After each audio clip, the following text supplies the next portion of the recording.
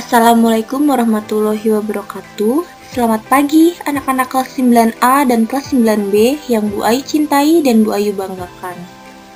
Apa kabarnya kalian? Semoga selalu dalam keadaan sehat walafiat dan selalu dalam lindungan Allah Subhanahu wa Ta'ala.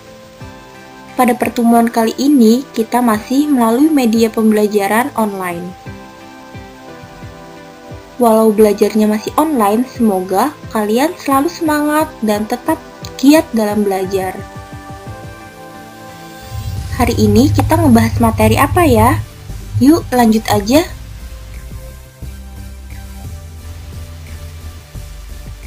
Pada materi kali ini, kita akan ngebahas tentang persatuan dan keberagaman masyarakat yang ada di Indonesia.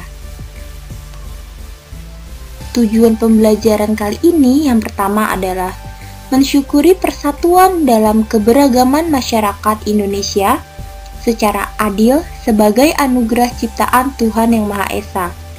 Yang kedua, memahami dan mengidentifikasi permasalahan keberagaman dalam masyarakat Indonesia. Lalu, yang ketiga, ada melaksanakan tanggung jawab terkait keberagaman dan berupaya menyelesaikan masalah yang muncul dalam keberagaman masyarakat. Nah, coba deh perhatikan lingkungan di sekitar rumahmu. Apakah kamu hidup di lingkungan masyarakat dengan latar belakang yang berbeda-beda? Atau sebaliknya? Jika kalian hidup di lingkungan sekitar rumah yang banyak beraneka ragam masyarakatnya dengan latar belakang yang berbeda-beda, berarti kalian udah tahu nih, adanya keberagaman dalam masyarakat. Nah, kamu juga seharusnya telah merasakan nilai-nilai kebersamaan dalam lingkungan dengan latar belakang yang berbeda. Coba deh bayangin, ketika di daerah rumahmu hanya ada satu latar belakang yang sama. Apakah itu akan membosankan? Mungkin iya. Contohnya aja seperti pelangi. Ketika pelangi itu beraneka ragam warnanya, pelangi tersebut akan menjadikan sebuah pemandangan yang sangat indah, enak dilihat, dan membuat orang-orang menjadi penasaran sama warna pelangi tersebut. Sama halnya dengan perbedaan yang ada di lingkungan sekitar rumahmu. Ketika di sekitar rumahmu memiliki perbedaan, bangsa Indonesia menjadi indah dan memiliki pesona bagi bangsa lain yang ada di dunia. Keberagaman Indonesia juga mengisyaratkan adanya suatu persatuan dari perbedaan. Nah, persatuan inilah yang menjadi hal yang sangat penting bagi bangsa Indonesia dan tidak dapat diubah oleh bangsa lain atau oleh siapapun.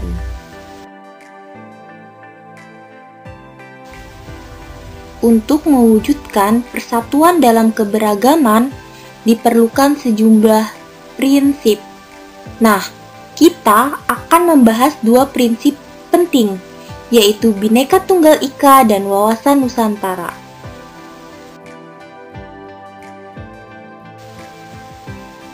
Waktu kalian kelas 7, pasti kalian udah belajar tentang Bhinneka Tunggal Ika, yang bermakna berbeda-beda tetapi tetap satu jua. Ada yang ingat nggak Bhinneka Tunggal Ika? Ditulis di kitab apa? Ayo. Oke, kalau kalian lupa, gue ingetin ya. Jadi, Bhinneka Tunggal Ika itu berasal dari seorang pujangga, yaitu Empu Tantular, yang menulisnya di buku Kitab Sutasoma. Nah, melalui Bhinneka Tunggal Ika ini, bangsa Indonesia mengakui bahwa Indonesia itu merupakan bangsa yang terdiri atas berbagai suku, ras, agama, bahasa, dan adat istiadat. Namun, perbedaan dan keanekaragaman bukan menjadi pemisah, dan alat untuk memecah belah rasa persatuan dan persaudaraan. Baik, yang kedua ada wawasan Nusantara ya. Nah, wawasan Nusantara di sini adalah sebagai wawasan nasional bangsa Indonesia yang merupakan ajaran yang diyakini kebenarannya oleh seluruh rakyat agar tidak terjadi nih penyesatan dan penyimpangan dalam upaya mencapai dan mewujudkan cita-cita dan tujuan nasional. Cara gampangnya gini deh, wawasan Nusantara itu adalah cara pandang suatu bangsa tentang diri dan lingkungannya yang dijabarkan dari dasar falsafah dan sejarah bangsa tersebut gitu, yang sesuai dengan posisi dan kondisi geografi negara Indonesia untuk mencapai tujuan atau cita-cita nasional. Ya, sebenarnya sama aja gitu. Intinya wawasan Nusantara itu adalah cara pandang suatu bangsa tentang dirinya. Bagaimana sih Indonesia itu gitu.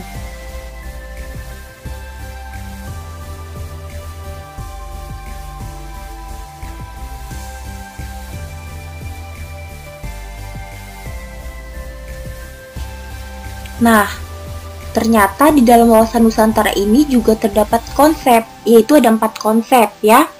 Yang pertama itu adalah di bidang politik.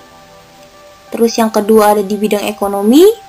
Yang ketiga ada di bidang sosial budaya. Dan yang keempat ada di bidang pertahanan dan keamanan. Nah, 4 konsep tersebut itu adalah mencakup persatuan dan kesatuan bangsa Indonesia. Baik, kita bahas yang pertama ya. Yang pertama itu ada di bidang politik.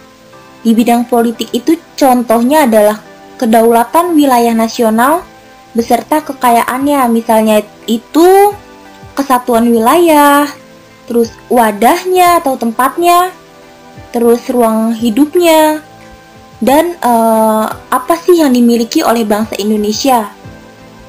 Yang kedua itu tentang Pancasila, bahwa Pancasila adalah satu-satunya falsafah serta ideologi bangsa dan negara yang melandasi, membimbing, dan mengarahkan menuju tujuannya.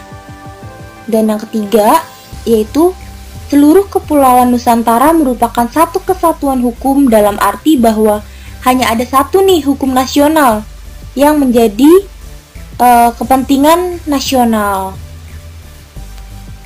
Dan yang terakhir, secara psikologis bangsa Indonesia itu juga harus merasa satu rasa, senasib sepenanggungan, terus sebangsa dan setanah air, serta memiliki satu tekad dalam mencapai cita-cita bangsa. Oke, yang kedua itu ada bidang ekonomi. Nah, di bidang ekonomi itu tentunya aja adalah tentang wilayah Nusantara. Apa aja sih kekayaan yang dimiliki oleh wilayah Nusantara Indonesia gitu. Nah, dari wilayah Nusantara tersebut itu bisa menjadi modal atau kekayaan ekonomi yang bisa menjual bangsa Indonesia. Nah, menjual bangsa Indonesia di sini bukan menjual Indonesianya, tapi menjual barang-barang yang ada di Indonesia seperti rempah-rempah, padi-padian, ataupun hasil laut Indonesia gitu. Makanya bangsa Indonesia itu harus bisa menyaingi bangsa dunia, di mana Indonesia itu harus bisa menjual barangnya keluar. Jangan hanya Indonesia yang membeli barang luar negeri ke dalam negeri. Itu akan lebih menyulitkan Indonesia untuk menjadi Indonesia yang lebih maju. Nah, terus selanjutnya itu yang di bidang ekonomi ada tentang kemakmuran rakyatnya. Bagaimana sih kehidupan perekonomian rakyat yang ada di Indonesia? Apakah makmur atau Indonesia ya gitu-gitu aja, nggak makmur? Dan yang terakhir yang paling penting di bidang ekonomi itu adalah ekonomi di Indonesia itu harus imbang.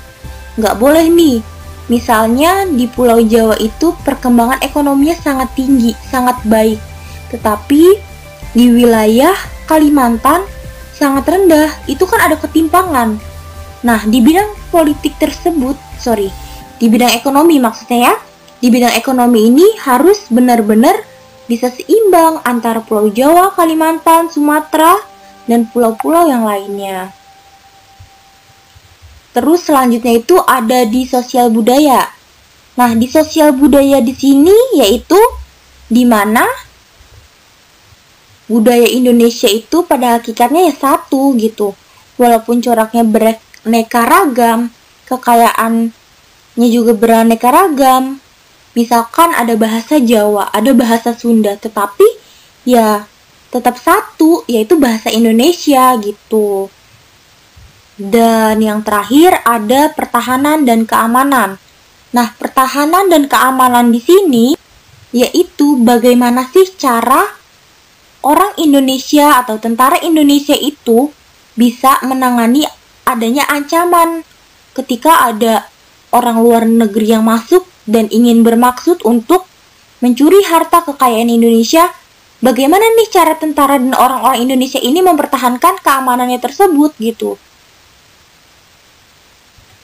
Dan tiap warga negara itu juga mempunyai hak dan kewajiban yang sama dalam pembelaan negara dan bangsa. Bukan hanya tentara saja, tetapi semua orang Indonesia harus bisa membela negara dan bangsa Indonesia. Bu, gimana kalau misalkan kita masih kecil, kita kan masih SMP, gimana cara membelanya? Gimana sih Bu cara ngebela Indonesia? Nah, untuk kalian yang masih pelajar, masih SD, SMP, ataupun SMA, gimana Bu? Apakah kita harus ikut perang? Enggak dong. Kalian dengan cara kalian belajar dengan giat itu udah membuat pembelaan suatu pertahanan keamanan yang ada di Indonesia. Yaitu dengan cara kalian berjuang menjadi pintar dan nantinya itu akan berguna untuk di masa depan gitu. Nah, baik, sampai sini cukup sekian ya dari Bu Ayu. Kalau ada yang mau bertanya, silakan WA di nomor Bu Ayu ya.